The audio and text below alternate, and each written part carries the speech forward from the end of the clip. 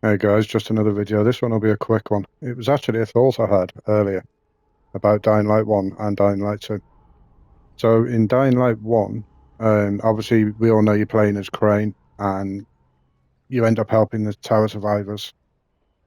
That followed on with the following DLC. And then in Dying Light 2, we end up as Aiden. Aiden's main thing after his awful story was the fact that he can't survive more than 18 minutes in the dark without UV light and without his inhibitors. Now, at the end of Dying Light 2, Aiden leaves. He's starting to turn. And the thing is, he wouldn't survive more than one night without becoming a volatile because, as the game stated, everywhere's fell. So there's just cities. So the minute he left Villador, he would have become a volatile in one night flat. No UV, no inhibitors. Where Crane, coming back 13 years later in the Beast, he doesn't need inhibitors to be in the dark. Right? I've just done being in the dark now, fighting the volatiles and the alphas. So my question is something for you all to think about. Will we end up fighting Aiden as a chimera? We know that Crane has to fight chimeras to get his powers, to get his B side stronger.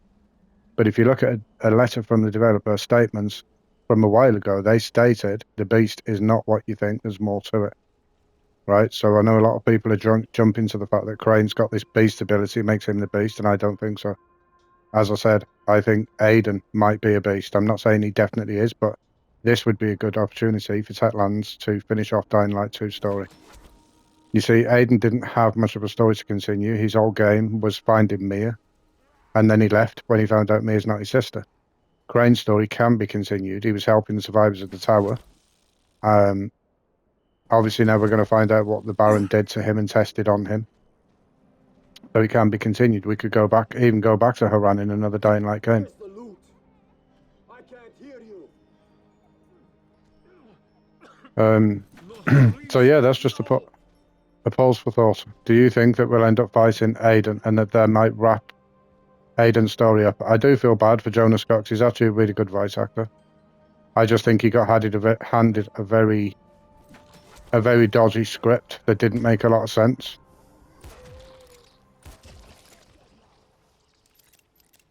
But that said, guys, thank you for coming back to the channel and watching the video. If you have any comments or thoughts, do you think we'll see Aiden versus Crane? Let me know below. One final thing that I did want to touch on, the aging of Spike and the twins didn't make sense. So at the beginning of the video, at the beginning of press releases, Techland stated there'd be no returning people. But then we got Spike, we got the twins. Now in Dying Light 1, Spike, Crane, the twins, they all would have been in their late 20s at best, early 30s. So with Dying Light 2 being set 10 years later, they would have been in their 40s, early 40s at best, right?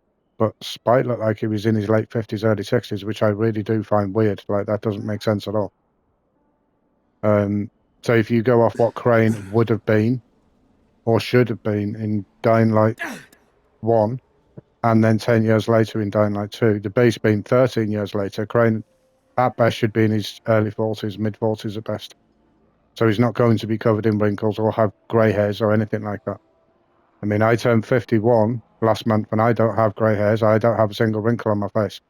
So I don't know what the developers are thinking, you know, making the Dying Light people look so old. But that said, thank you all for watching and I will catch you on the next video. Until then, ta-ta.